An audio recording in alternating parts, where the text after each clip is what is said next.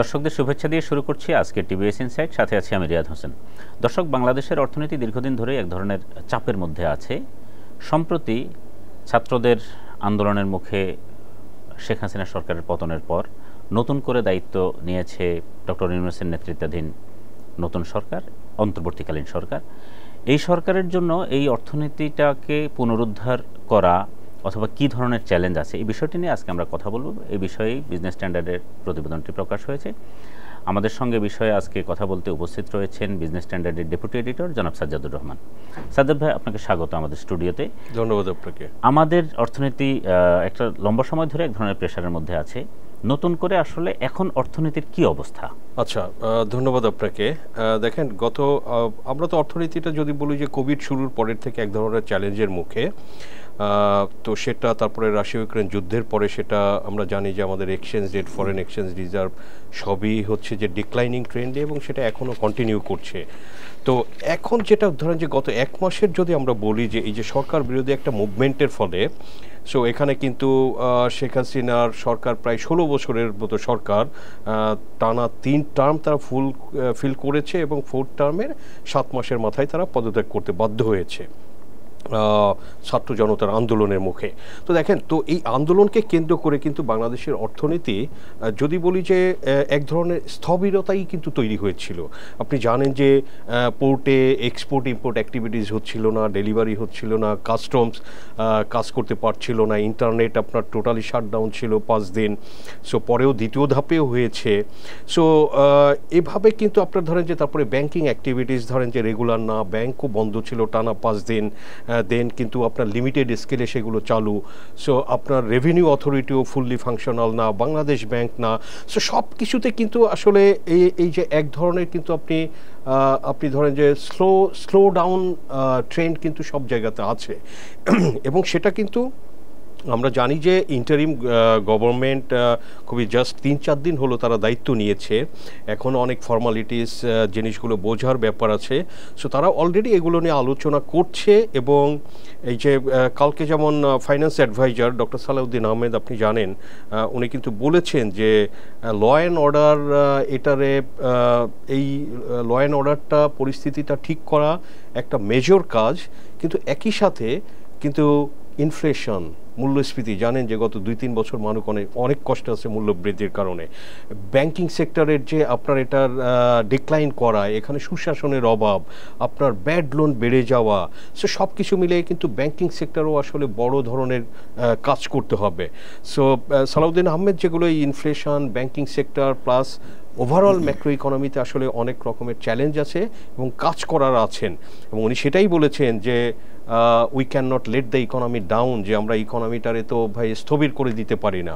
So এই কারণেই ধরেন যে এই স্থবিরতা, বাংলাদেশ কিন্তু 2009 থেকে 2019 অর্থ বছর, এই 1 দশকে কিন্তু বাংলাদেশের ইকোনমি ধরেন খুব ভালো, আপনার 7% জিডিপি গ্রোথ ছিল কোভিডের পরের থেকে। সো এগুলোর এই যে গতি ফেরানো, আমাদের যে কোভিড, রাশিয়া ইউক্রেন যুদ্ধ অনেকটা এখন নর্মাল হয়ে গেছে, অভ্যস্ত মানুষ।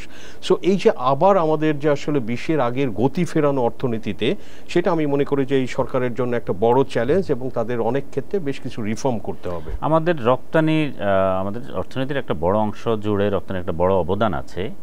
রপ্তানির কি অবস্থা? রপ্তানির আপনি জানেন যে রপ্তানির ক্ষেত্রেও কিন্তু একইভাবে তাদের ফ্যাক্টরি কিন্তু বন্ধ ছিল, এবং 2 ধাপে অনেক দিনই বন্ধ ছিল, আপনার 10-12 দিন করে বন্ধ ছিল। এবং ফ্যাক্টরিগুলো কিন্তু আপনি ধরেন যে ট্রান্সপোর্টেশন, অনেকে যদি প্রোডাকশন কেউ করেছে বা তার গুডস আছে, কিন্তু রাস্তায় কিন্তু ট্রাক, লরি, সেগুলোও কিন্তু অনেক দিন চলেনি। আপনার পোর্টে মাল পৌঁছাইলেও সেটা কিন্তু ডেলিভারি হয়নি, কাস্টমস ক্লিয়ারেন্স হয়নি, শিপমেন্ট হয়নি। সো সব কিছু মিলিয়ে কিন্তু আপনি এক্সপোর্ট ওরিয়েন্টেড ইন্ডাস্ট্রিও আসলে এটার বাইরে না, তারাও এফেক্টেড হয়েছে। এবং তাদের আসলে এটা, যেহেতু আপনি ঠিকই বলেছেন যে আমাদের অর্থনীতির আসলে লাইফ লাইন বলতে গেলে এই আমাদের এক্সপোর্ট ওরিয়েন্টেড ইন্ডাস্ট্রিজ, তো সেখানেও যে স্লো ডাউন, প্রায় 40 লক্ষ লোক কাজ করে, আপনার ব্যাংকের বিজনেস এদের উপরে ডিপেন্ড করে, ইন্স্যুরেন্সের, নন ব্যাংক ফাইন্যান্সিয়াল ইনস্টিটিউশন, সবই কিন্তু ডিরেক্টলি ইনডিরেক্টলি কিন্তু আসলে এই এক্সপোর্ট সেক্টরের উপরে, আবার যারা এক্সপোর্ট করে তারাই কিন্তু মেজর ইম্পোর্টার। সো সব কিছু মিলিয়ে কিন্তু আপনি ধরেন যে এখানে রেভিনিউ রিলেটেড। সো যে কারণে হচ্ছে যে আপনার এক্সপোর্টটা এটা আমাদের কুইক রিকভার করতে হবে, এবং ইন্টারিম যে গভর্নমেন্ট যারা দায়িত্ব নিয়েছে তাদের আমি মনে করি যে রোডম্যাপ করা উচিত যে আমাদের এই এক্সপোর্ট ওরিয়েন্টেড ইন্ডাস্ট্রিগুলোকে যে কিভাবে আনএফেক্টেড রাখা যায়, কিভাবে তারা আনইন্টারাপ্টেড প্রোডাকশন করতে পারে, তারা ট্রান্সপোর্ট করতে পারে, শিপমেন্ট করতে পারে। সো এইগুলো আসলে এই সরকারের জন্য আমি মনে করি যে অন্যতম প্রায়োরিটি এটা হওয়া উচিত, যেহেতু এটার সাথে কিন্তু ওভারঅল বাংলাদেশের ইকোনমি কোনো রপ্তানিকারক বলছেন যে তাদের এখনই একটা প্রবলেম তাদের দীর্ঘদিন ধরে ছিল এই গ্যাস ক্রাইসিস, সেই গ্যাস ক্রাইসিসও এখনও কাটেনি। তো এসব কারণে কেউ কেউ বলছেন যে তাদের অর্ডার ক্যান্সেলেশনের মতো পরিস্থিতি তৈরি হয়েছে এবং কারো কারো এয়ারে এখন পাঠাতে হচ্ছে। আমদানি আমাদের, আপনি তো জানেন আমাদের রপ্তানির চেয়ে আমদানি ব্যয় আমাদের বেশি করতে হয়। আমদানিতে এখন এই বর্তমানে এসে কি অবস্থা, ইমপ্রুভ কি কিছুটা করেছে? আপনি পোর্টে যদি ইম্প্যাক্ট হয় তো সেটা এক্সপোর্টে হলে ইম্পোর্টেও হচ্ছে সিমিলারলি, কারণ গুডস আসছে, এটার আনলোডিং হচ্ছে না, এটার ইম্পোর্টাররা নিচ্ছে না। আমরা জানি যে চিটং পোর্টে কিন্তু কন্টেইনারের একটা কনজেশন হয়েছে। যেহেতু এই ঝুঁকি নিয়ে আপনি জানেন যে এই যে শেখ হাসিনা সরকার পতন হলো 5ই অগাস্ট, সো আজকে কিন্তু 11 তারিখ, ঠিক গত রবিবারে ঘটেছে। এক সপ্তাহ শেষে এখনও কিন্তু আসলে আমরা রাস্তাঘাটে পুলিশ দেখছি না। থানাতে, অনেক থানাতে আপনার সীমিত আকারে কিন্তু কার্যক্রম চালু হয়েছে, এখনো ফুল স্কেলে চালু হয়নি।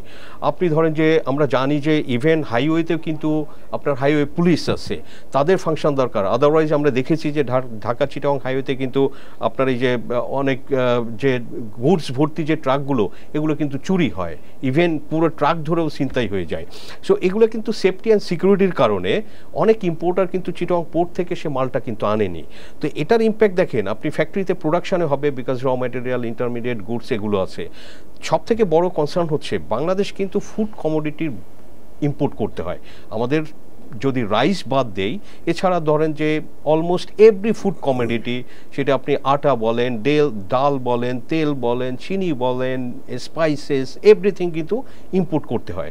সো সেখানেও কিন্তু তাইলে আমাদের ওইটাও মাথায় রাখতে হবে যে আমাদের ইম্পোর্ট অ্যাক্টিভিটিসটা যেন এটা কুইকলি ফুললি রিকভার করা হয়, এবং সরকারের সেটা এনশিওর করতে হবে যে এদের পরিবহন ব্যবস্থা ঠিক জায়গাতে যেন গোডাউনে সেটা যেতে পারে, এবং গোডাউন থেকে সেটা আপনার দেশের বিভিন্ন প্রান্তে যেন এগুলো পৌঁছাতে পারে, এই পরিবহন ব্যবস্থাটা। সো এগুলোও কিন্তু আসলে পুরো পুনরুদ্ধার করতে হবে উইথ সেফটি এবং সিকিউরিটি দিয়ে, তাহলে এই কাজগুলো হবে। আপনি যেটা বলছিলেন যে আমাদের রপ্তানি আমদানি যেটা ক্ষতিগ্রস্ত হচ্ছে, একইভাবে আমরা যতদূর খবর নিলাম রাজস্ব আদায় ক্ষতিগ্রস্ত হয়েছে বা হচ্ছে, কারণ রাজস্ব যেহেতু যদি আমদানি রপ্তানি ক্ষতিগ্রস্ত হয়, স্থানীয় ব্যবসা ক্ষতিগ্রস্ত হচ্ছে, ফলে স্বাভাবিকভাবেই রাজস্ব আদায়টাও ডেফিনেটলি এই সময়ে সরকারের জন্য চ্যালেঞ্জ হবে। রেমিটেন্সের কি অবস্থা?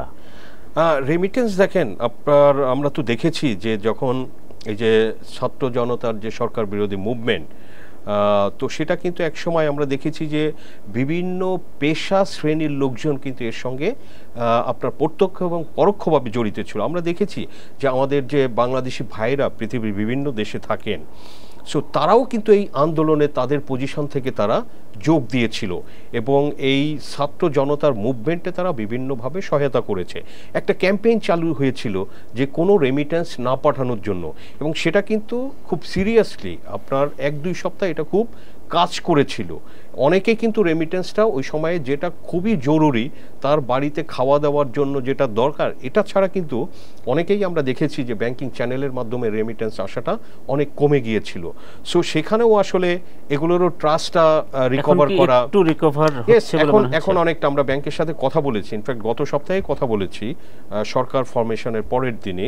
সো তখন আমি দেখেছি যে রেমিটেন্স ইজ কামিং, যেটা মাঝখানে অলমোস্ট অনেক স্লো হয়েছিল, তো সেটা কিন্তু আবার রাজস্বের সাথে আরেকটা বিষয় গুরুত্বপূর্ণ, সেটি হচ্ছে আমাদের অনেকগুলো বড় বা ছোট প্রজেক্ট যেটা বাস্তবায়ন করা হয়, ডেভেলপমেন্ট প্রজেক্ট, এই প্রজেক্টের কি অবস্থা? এটার সঙ্গে কিন্তু আমাদের ফরেন লোনেরও একটা সম্পর্ক আছে। এক্স্যাক্টলি, এবং এটা তো ধরেন যে খুবই গুরুত্বপূর্ণ প্রশ্ন, বিকজ একটা বিপ্লবের মাধ্যমে যখন সরকার পরিবর্তন হয় এবং নতুন সরকার গঠিত হয়, দেখেন এটা কিন্তু একটা নর্মাল সরকার না।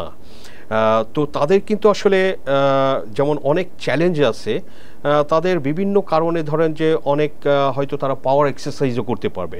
পলিটিক্যাল গভর্নমেন্টের যেমন হচ্ছে যে বিভিন্ন ধরনের প্রেশার গ্রুপ থাকে চারিদিকে, ইন্টারেস্ট গ্রুপ থাকে।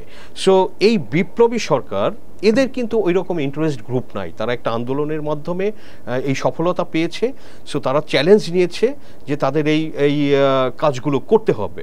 তো এখানে তাদের অনেক কিছু করার সুযোগ আছে আমি মনে করি, বাট তাদের আসলে এখানে খুব শক্ত হাতে কাজগুলো করতে হবে। যেটা আমরা দেখেছি যে বিভিন্ন সময় এই সরকার, আপনি যদি বলেন যে শেখ হাসিনার সরকার গত 15 বছর আমরা দেখেছি যে ব্যাংকিং সেক্টরে কিভাবে ব্যাংকিং সেক্টরের স্বাস্থ্য আপনার অবনতি হয়েছে, আপনার ব্যাড লোন বেড়ে গিয়েছে।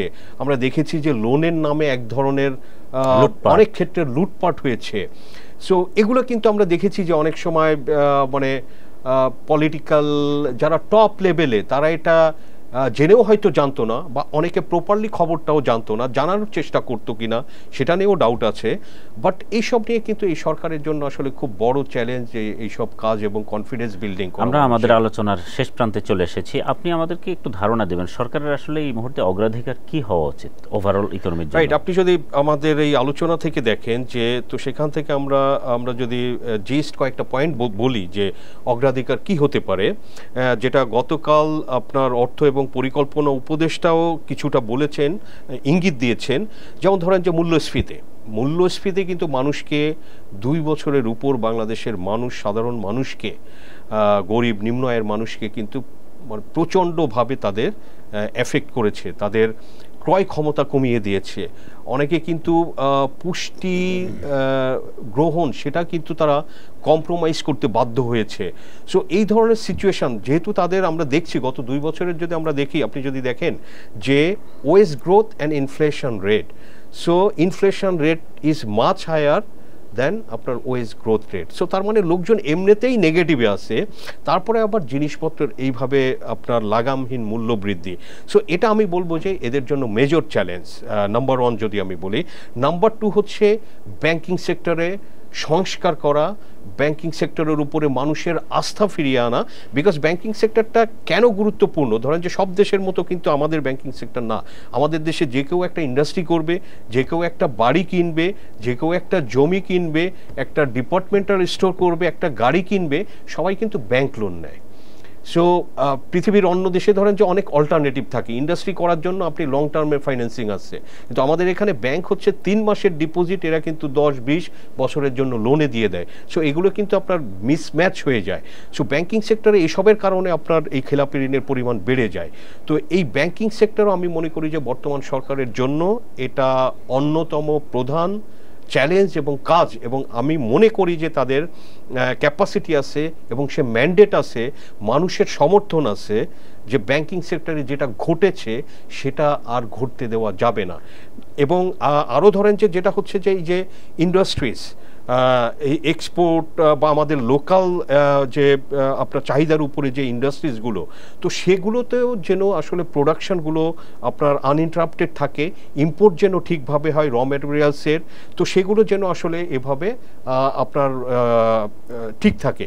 আরেকটা চ্যালেঞ্জ এবং প্রায়োরিটি আমি বলবো যে দেখেন, সরকার তো একটা পরিবর্তন হয়েছে, আমরা দেখছি রাজনৈতিকভাবে বিভিন্ন কথা, কিন্তু আমি মনে করি যে যেহেতু ধরেন যে ইন্ডিয়া আমাদের অলমোস্ট চারিদিক থেকে আছে, এবং ইকোনমিক্যালিও কিন্তু বাংলাদেশ ইন্ডিয়া অনেক ইন্টিগ্রেটেড, অনেক বেশি হয়েছে গত আমরা যদি 10-15 বছরে দেখি।